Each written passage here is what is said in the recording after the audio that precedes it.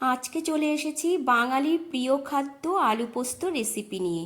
তার জন্য দেখো এখানে ডুমো ডুমো করে আলু কেটে নিয়েছি।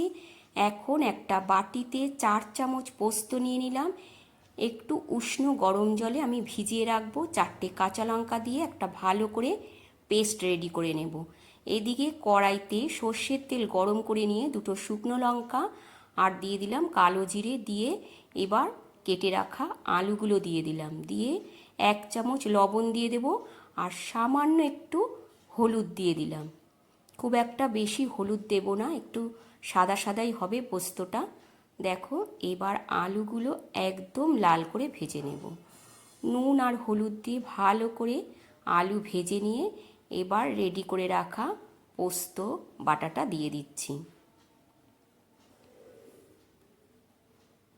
আর একটু বাটি ধুয়ে জল দিয়ে দিলাম। দিয়ে খুব ভালো করে এবার মিশিয়ে নেব। মেশানো হয়ে যাওয়ার পর তারপর ঢাকা দিয়ে রাখবো। সামান্য একটু ঢাকা দিয়ে রাখবো যাতে আলুটা সেদ্ধ হয়, সেই জন্য। এবার আমি ঢাকা দিয়ে দিলাম। দেখো ঢাকাটা কিছুক্ষণ পর খুলে নিলাম। নিয়ে এখন দেখো একদম আলুগুলো সেদ্ধ হয়ে গেছে আর মাখা মাখা হয়ে গেছে।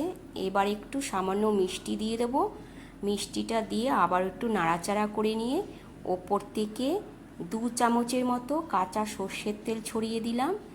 এবার একটা প্লেটের মধ্যে নামিয়ে নেব।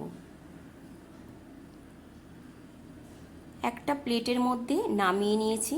দেখো ওপর থেকে দিয়ে দিলাম একটা কাঁচা লঙ্কা। একদম রেডি হয়ে গেল আজকের নতুন রেসিপি আলু পোস্ত। কেমন লাগলো বন্ধুরা অবশ্যই কিন্তু জানিও।